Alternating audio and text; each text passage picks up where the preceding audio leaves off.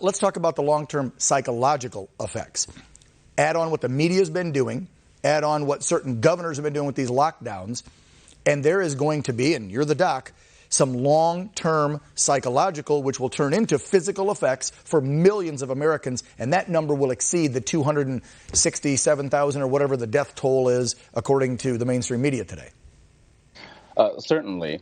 The lockdowns have caused a lot of people, especially people who are more frightened, who are more susceptible to the fear. And if you do listen to medias and talking heads, they are portraying this portrait of a death sentence. And a lot of those people are deciding to isolate themselves and give themselves minimal human-to-human contact. And we are a social species. We really need human-to-human interaction all the time. Maybe not all the time, but we do need it to feel human, to feel connected to the world, to our communities. And that disconnect from the world, the disconnect from community, that really is driving a lot of mental illness. And we're seeing that. We're seeing that already. And especially the way that we've treated this and the way that we've talked about, we do need to protect our elders. But they are also susceptible to mental illness. They are already typically in a place of increased isolation compared to your average American because they can't get around quite as much. And so the way that we've really prevented ourselves from interacting with especially our loved ones, then you lose a lot of the things that make us human. And as soon as you start losing your own humanity, then you start running into a major mental, major spiritual problems that way. Doc, and that's my final question to you, because I know we really want to touch on this.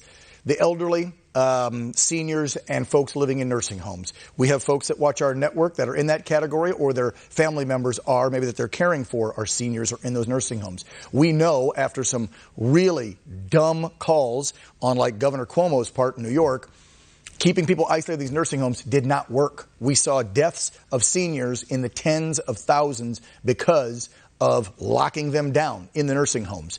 They're giving me the 30-second wrap here, so I know it's not tons of time. Doc, I wish we had more time with you. But to the folks out there watching in that bracket, give them some advice on what should we be doing to protect the elderly, specifically ones in nursing homes. In short, we should be doing everything that we can to protect them. They are the ones who are most at risk.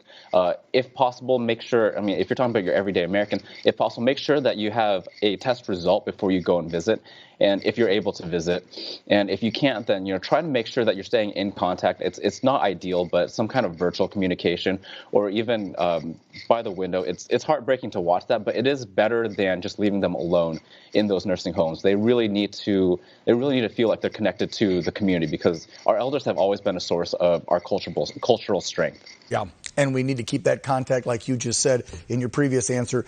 We are a society, we're a human being where we need social interaction and contact, and those seniors definitely need it. Dr. Kevin Pham with the Heritage Foundation, thank you so much for joining Real America. You take care and stay safe.